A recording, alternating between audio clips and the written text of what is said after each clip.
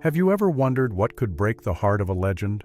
What could make Billie Holiday, the woman who once silenced all of America with a single note, curl up in the darkness and whisper, "I have lost everything"? There is a truth few dare to tell. In the final years, when Billie had nothing left but pain and an old microphone, she wrote a list, not a list of lovers who betrayed her, not the cops who handcuffed her on the street, but the names of 9 young R&B singers. The beautiful faces the press called the New Lady Day, the ones she believed had stolen her voice, her audience, and the last shred of her pride. Who were they? And why did Billie Holiday call them the 9 ghosts she could never forgive? The answer begins with the first person, the name that made Billie feel the most humiliated between the heights and the abyss of her life. 1. Dinah Washington, the one who made Billie Holiday feel the most humiliated. Can you believe me when I say that if she had to choose one person who made her feel the most ashamed in her career, Billie would not hesitate to name Dinah Washington. And it was not because Dinah's talent was unworthy. On the contrary, it was because Dinah was too good, too young, and too confident. In the early 1950s, Billie was still Lady Day, the voice that could make all of Harlem fall silent. But just a few years later, the newspapers had changed their tune, calling Dinah the new Queen of Blues, the proof that black music didn't have to be dark to sell millions of records. People often forget that Dinah was not just a great singer.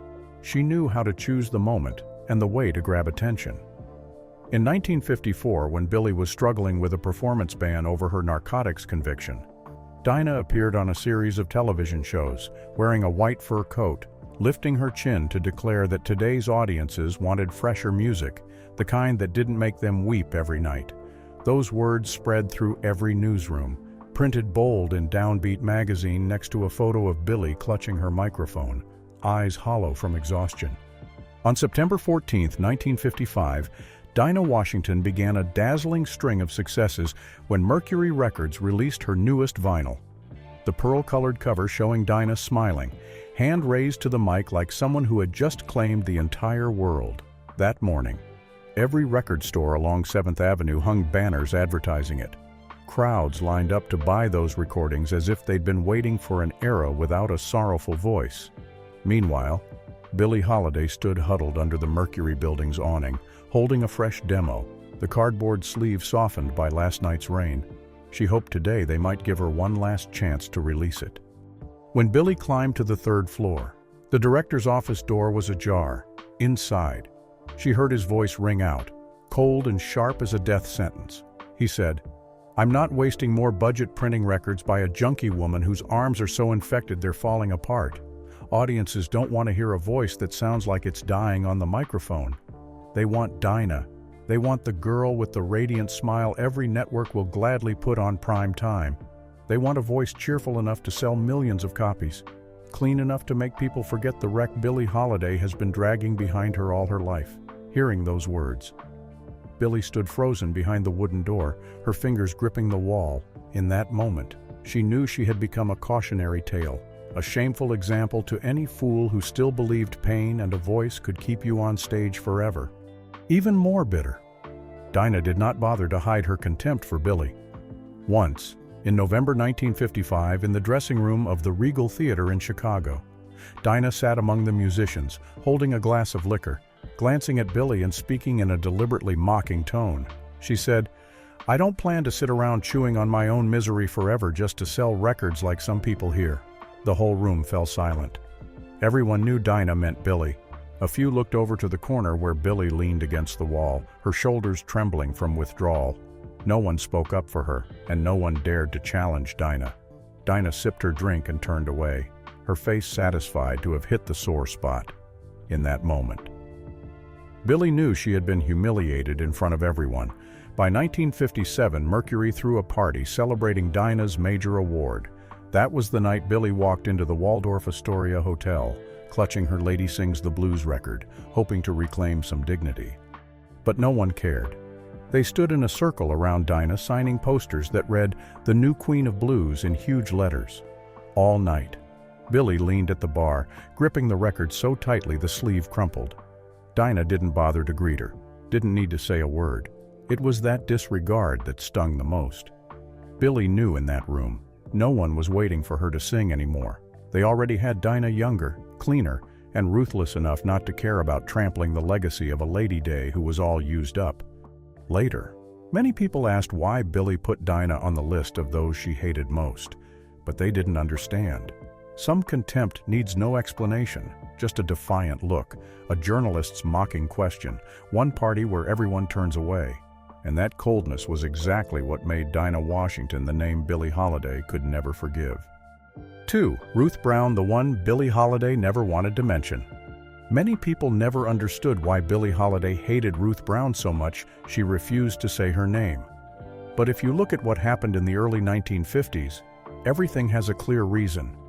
Ruth Brown was only in her early 20s when Atlantic Records decided to promote her as the freshest face of R&B. They called her Miss Rhythm, the young voice that would carry black music into a more modern era.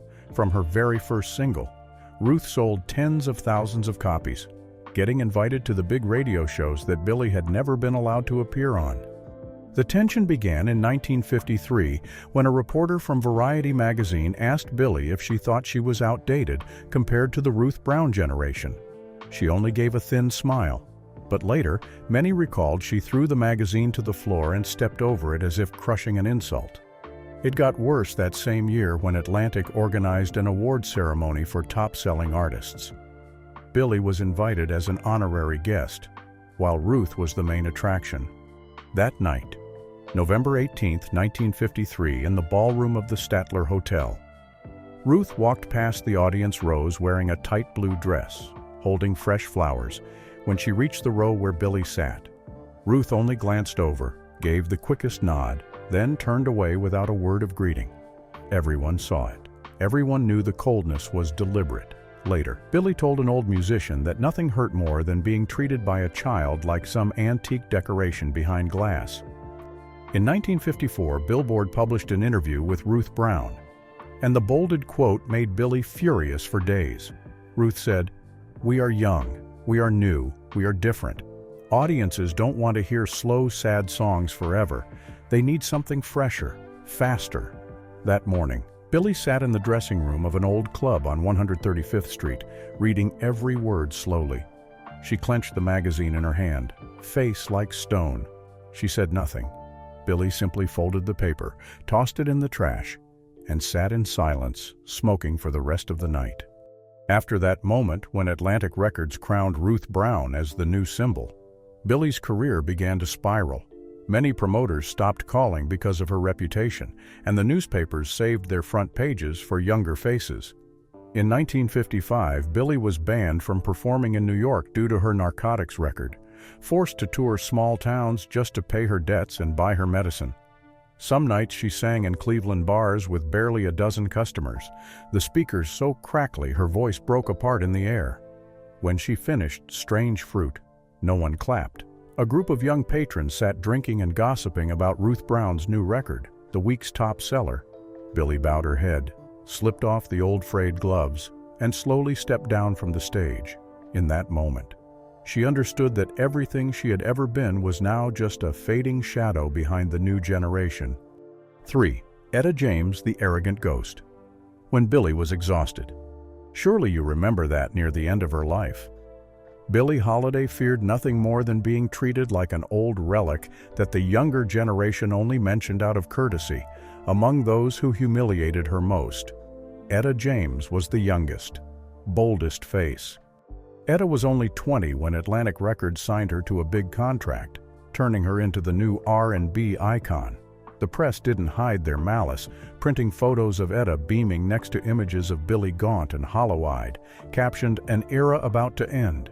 The day that magazine hit stands, Billie was sitting in the dressing room of a tiny New Jersey nightclub, gripping the paper so hard her hands shook with rage, no one daring to breathe. In the summer of 1958, Billie had to accept a gig at a local fair just to pay her doctor's bills. After her set, the organizers brought Etta in as the guest of honor. Etta stepped onto the stage in a red dress, lips painted bright. Right as Billie bent down to pick up the microphone she'd dropped, the crowd burst out laughing when an MC jeered. "Look at that, 2 generations, one who can still stand and one who can't." Etta didn't say a word. She just lifted her chin a little and glanced down at Billie, a quick look that felt like a slap. In April 1959, during a radio interview in Chicago, the MC asked Etta what she thought of Billie Holiday's legacy. Etta laughed clearly into the microphone. She said, "I haven't listened much. It's old-fashioned and too many sighs. I'm not planning to turn into an old lady hugging sorrow to sell tickets." That night, Billie was lying in a rented room on 8th Avenue. Beside her bed was her longtime friend, trumpeter Buck Clayton, the man who had sat with her through her first recordings, when the radio played Etta's words. Buck looked over and saw Billie's eyes closed, lips pressed tight, her hand gripping the edge of the blanket so hard the veins stood out. She didn't cry, but her voice came out ragged. "Leave it. Turn it off. I don't want to hear her laughing." A week later, Billie had to be hospitalized for exhaustion. A nurse later said she carried with her a handkerchief embroidered with a bee and an old newspaper photo of Etta James. She hid it under her pillow like a bitter reminder that Billie Holiday's time had been replaced by a generation that no longer needed sorrow. And that was the moment Etta James stepped straight onto the list of people Billie could never forgive. For Sarah Vaughan, the smile Billie could never forget. Many believed that the relationship between Billie Holiday and Sarah Vaughan was built on mutual professional respect. But the truth was far colder than that. Sarah Vaughan possessed a voice of almost perfect technique, called the golden soprano, a clear sign that jazz could be polished into something expensive enough for primetime TV. Billie Holiday felt the opposite. She always believed jazz had to be rough, wild, and marked by wounds. That difference meant Billie could never feel comfortable hearing Sarah sing, even when outsiders thought they were only colleagues. In early 1955, Sarah Vaughan began appearing constantly on national television shows, wearing satin gowns, bright red lips, sitting next to white hosts who praised her as the new face making jazz easier to listen to. Meanwhile, Billie struggled to land any gig in old cocktail lounges, many refusing to book her because they feared she'd collapse on stage. One late March evening, Billie got an offer from a small Chicago label to record a duet album with the two most famous female voices. But 3 days later, Sarah's agent sent back a letter refusing. The reason was blunt: this project was too risky. Sarah's image shouldn't be tied to the controversies of Billie Holiday's life. Billie held that letter in the cramped dressing room of Café Society, reading it over and over until the paper blurred with tears. When a musician asked what was wrong, she only shook her head, voice ragged. Nobody wants to touch someone who's nearly done. But the final blow landed on the night of August 12, 1955. That evening, NBC Radio broadcast a live interview with Sarah Vaughan in a third-floor room at the Chelsea Hotel. Billie sat by a small radio, coffee cup in hand, staring blankly. The MC asked on air, "Who do you think deserves to be called the Queen of Jazz?" Sarah paused a few seconds, then spoke lightly, "I don't think we need titles. The audience knows what's become outdated." The answer rang out clear from the speakers. Billie went stiff, her face drained of all color. In that moment, her old friend, drummer Eddie Doherty, was sitting nearby. He said he saw Billie grip the coffee cup so tight her hand shook, then suddenly hurl it to the floor. The porcelain shattered across the cold tiles, and her voice rasped to a whisper, "They don't understand. Jazz saved my life." And that was the night she decided she would never forgive Sarah Vaughan. 5. Peggy Lee, the white artist who made Billie feel abandoned. Peggy Lee never directly insulted Billie Holiday. But to Billie, Peggy was the clearest proof that a black voice would always have to sneak through the back door to survive, while a white voice got the red carpet from Hollywood in the early 1950s. Peggy Lee walked straight from jazz stages onto movie sets, appeared on the cover of Life magazine with the headline, "The Lovely Queen of Jazz," a nickname that infuriated Billie the moment she heard it. In the spring of 1953, when Peggy had just won her first Grammy, a Variety reporter published a comparison piece about the two women. They wrote that if Billie Holiday was the voice of the past, then Peggy Lee was the modern Billie Holiday, fresh and refined, more suitable for sophisticated audiences. On the day the article came out, Billie was sitting in her lawyer's Manhattan office, negotiating a performance contract cut short because of personal scandals. The lawyer handed her the newspaper, thinking she'd laugh it off. But Billie just stared blankly at the page, without blinking. After a moment, she set it down on the table and quietly said, "I don't have anything refined to show off, only pain." But what Billie couldn't forgive was something Peggy once let slip at a party in Hollywood Hills. Peggy held a glass of wine, smiling sweetly, and in a tone laced with mockery, said, "Billie's music is deep, sure, but so heavy, I don't know how long young audiences will keep wanting to hear it." That comment traveled by word of mouth, eventually reaching Billie one night in June 1954. That evening, Billie was performing at a Harlem club just as she left the stage. Her manager rushed over to whisper the story in her ear. She fell into an icy silence, then slowly took off her earrings, placing them on the vanity as if she'd just let go of another piece of her pride. In the mirror, her face looked haggard, her lips pressed tight in humiliation. A week later, during a brief interview with a local paper, a reporter asked her opinion about Peggy Lee.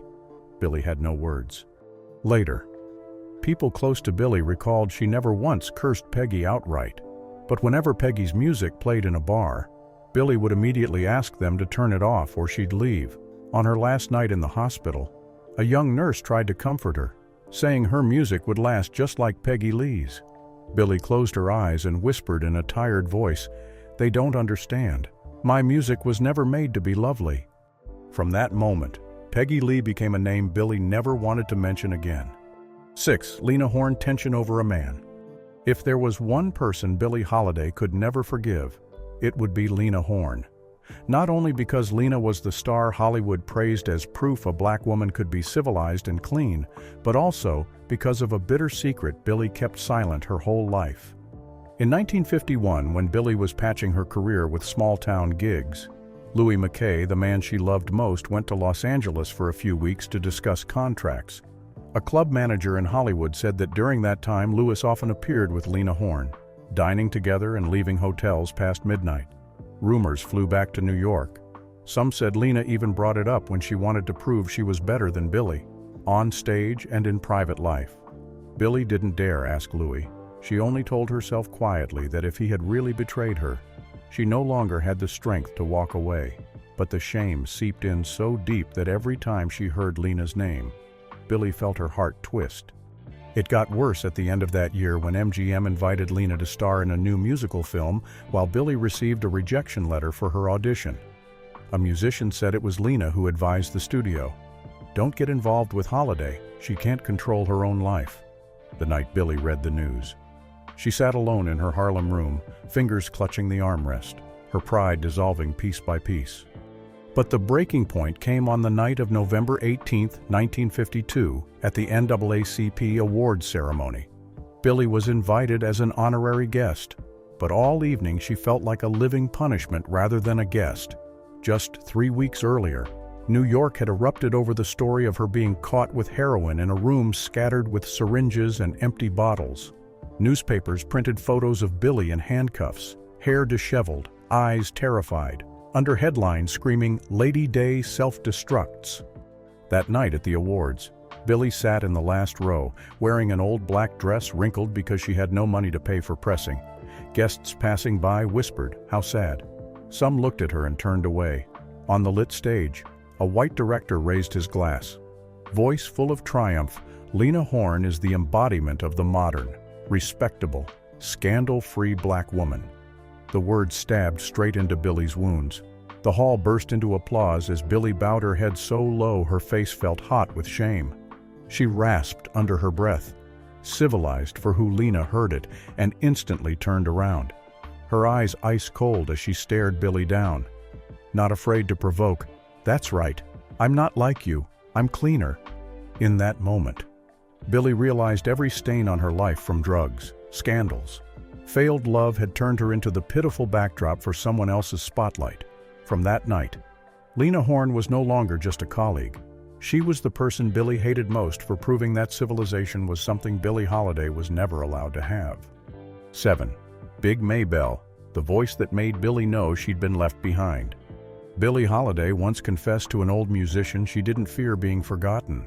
She only feared the day everyone would cheer for a kind of music she could never sing. Big Maybelle was the clearest embodiment of that fear. Big Maybelle rose in the early 1950s with a fierce, almost explosive style, while Billie clung to a soft, aching voice. Maybelle thrilled young crowds with songs that burst like trumpets sounding an alarm. Every night Maybelle hit the stage, she had the audience on their feet, leaving Billie in the shadows, feeling like an outdated relic. In the summer of 1953, Chicago's Regal Theater prepared a long series of shows. At first, Billie was promised 6 headline nights. She felt quietly relieved, thinking it was her last chance to pay down her towering debts. But one sweltering afternoon, the manager called to say the schedule had changed. Big Maybelle would take 4 prime nights, leaving Billie just 2 leftover slots. When Billie walked into the office to sign the contract, Maybelle was already there, her arm draped around the manager's shoulders, laughing easily. No one apologized. They only said, "Audiences want something newer now." Billie didn't reply. She picked up the pen, signed the halved schedule, then walked out into the bright room like someone lost. Not long after, Billie's best trumpet player suddenly left to join Maybelle's band. People whispered he'd been offered double pay and wouldn't have to wait for Billie to sober up before rehearsals. The gossip spread backstage, a story repeated again and again to mock her. But the moment Billie never forgot came in May 1955, when she took a small gig in New Orleans to pay the doctor. On the last night, Big Maybelle was invited to perform after Billie, taking the prime slot. When Maybelle stepped on stage in a shimmering yellow dress, the crowd erupted like they were greeting a god. Each round of applause drowned Billie out, turning her into something no one looked at. Billie retreated behind the curtain, pressing herself to the wooden wall, her heart pounding with humiliation. Every time Maybelle's powerful growl shook the hall, Billie felt her audience slipping away, along with the respect that had once sustained her. After that show, Billie grabbed her bag to leave quietly, but passed Maybelle sitting with Billie's old manager, the man who had guided her in her glory days. They were roaring with laughter, glasses clinking. As Billie walked by, the manager said clearly, "Some people don't know when to quit." Maybelle didn't stop him. She only glanced at Billie, her face indifferent, as if looking at someone worthless. Billie froze. Her face went pale, her lips trembled, but no words came. She bowed her head and kept walking, the sound of her shoes swallowed by their laughter. That night, in a shabby room on Dauphine Street, Billie took off her dress and hung it on a rusty nail, her fingers smoothing the thin, worn fabric. She sat on the edge of the bed, quietly pulling the last performance ticket from her purse and staring at it for a long time. Finally, she tore it into small pieces, dropped them in the ashtray, and lit a match. The next morning, Billie left New Orleans without saying goodbye. In her suitcase, besides a few faded clothes, was a scrawled note, "I don't need applause if it means losing myself." Now you probably understand why Big Maybelle ended up on this list. 8. Ivory Joe Hunter, the man who turned affection into a joke. If Dinah Washington made Billie feel outdated, and Etta James made her feel old, then Ivory Joe Hunter sowed a different kind of bitterness, the feeling of being used, and then mocked by the very man who once called her the real queen.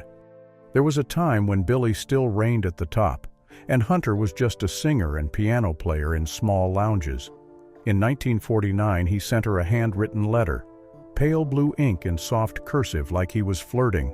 "I always thought your voice was the horn that called people back to the truth." Billie didn't think much of it, just saw it as praise from an unknown artist. But who could have known that just a few years later, Hunter would become the poster boy for the kind of pop-flavored blues Billie despised most. By 1955, as Billie's career was crumbling under drug scandals, Hunter was rising with his breezy hits, selling hundreds of thousands of records to white audiences. That spring, they were invited to co-headline a small tour 7 nights across 3 southern states. Billie needed the money, and though she didn't care for Hunter, she agreed. On opening night in Dallas, Billie sensed trouble.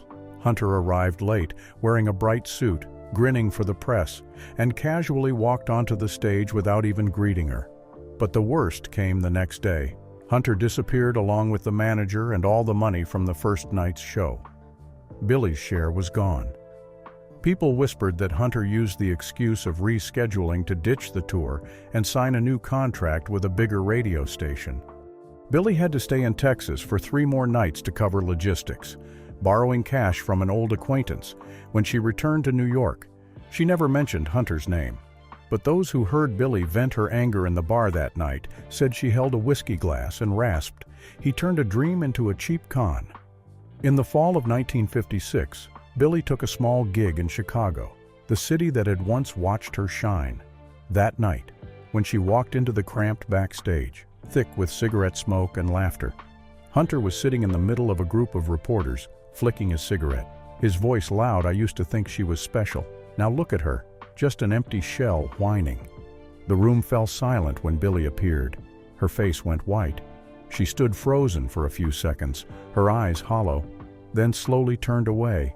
The door closed behind her like an exclamation mark on a life that had nowhere left to go. Some said after that night, Billie swore she'd never let anyone humiliate her again.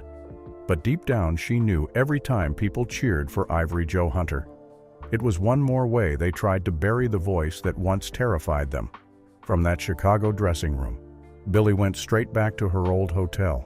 She sat on the bed, pulled from her suitcase the letter Hunter had sent her. The blue ink now faded. She read it one last time, then tore it into pieces. When people talked about Billie's decline, they always blamed the drugs, the bad men, the law, but few understood that it was the same people who once praised her, then quietly stepped over her as if she never existed, who pushed Billie to the brink of real loneliness at the end of her life, when she lay bedridden. A newspaper with a picture of Hunter's new album was delivered to her room. The nurse said Billie just glanced at the cover, closed her eyes for a long time, and whispered, "He never knew what sorrow was." Maybe Hunter was the one who made Billie ask the most bitter question of all. How many more people will step on my voice just to call themselves something new? 9. Lavern Baker, the young shadow that haunted Billie until her last breath. The last name on the list of people Billie hated most was the one who made her feel the ultimate humiliation of being called a washed-up copy. None other than Lavern Baker, the singer, nearly 20 years younger, whose music blared from every radio in the late 1950s and whom Atlantic Records hyped as the new Lady Day. Billie hated that phrase more than anything. In a 1956 interview, when Lavern was asked if she felt honored to be compared to Billie Holiday, she just laughed, her voice airy. "I just want the audience to be happy, not lock themselves in sadness."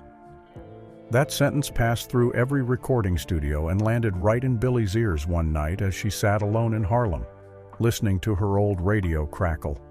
But the real fury began with a nasty rumor Lavern had secretly taken the song "I Cried For You," which Billie had planned to release, and put it out first.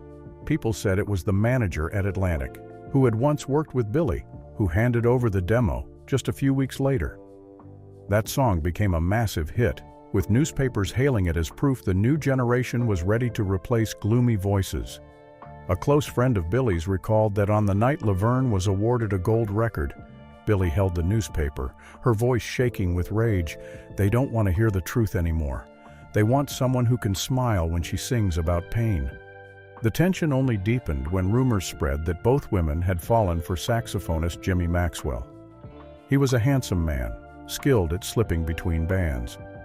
In the summer of 1957, Jimmy was invited to tour with Billie, but abruptly canceled the contract to join Lavern's band instead. They said that before he left. Jimmy stood outside Billie's hotel room and said through the door crack, "I need a future, not a legacy rotting away." And perhaps Billie never forgave Lavern for that. In her eyes, Lavern didn't just steal audiences, didn't just steal songs, but stole the last man she trusted. From that moment, anyone who mentioned Lavern's name in front of Billie only got a long, heavy silence. In the personal notebook found after Billie's death, she'd written a single line about Lavern. "I don't hate her because she's young. I hate her because they think she could replace me." So Billie Holiday lived a life both radiant and cruel. She was once the voice that made all of America fall silent, once stood on the biggest stages, once turned songs into confessions and pride for Black people. But she also collapsed under the weight of heroin, doomed love, arrests, and nights huddled in rented rooms she couldn't pay for. Maybe that's why she could never forgive those who once stood beside her and then stepped over her to be hailed as the new generation. From Dinah Washington, Ruth Brown, Etta James, Sarah Vaughan, Peggy Lee, Lena Horne, Big Maybelle, Ivory Joe Hunter, to Lavern Baker, every name on that list was a painful reminder to Billie that even though she had opened the road, in the end, they still saw her as an old shadow destined to fade. But if you've ever heard Billie Holiday sing Strange Fruit, you'll understand why that voice still makes the world shiver, because she never sang just to please anyone. She sang to survive, to tell a sorrow no one could ever erase. What do you think of the list of people Billie Holiday hated most? Do you think she was too bitter? Or was it understandable? Leave your comments below. And don't forget to subscribe to our channel to explore more untold stories behind the lives of the musical legends who once ruled the stage.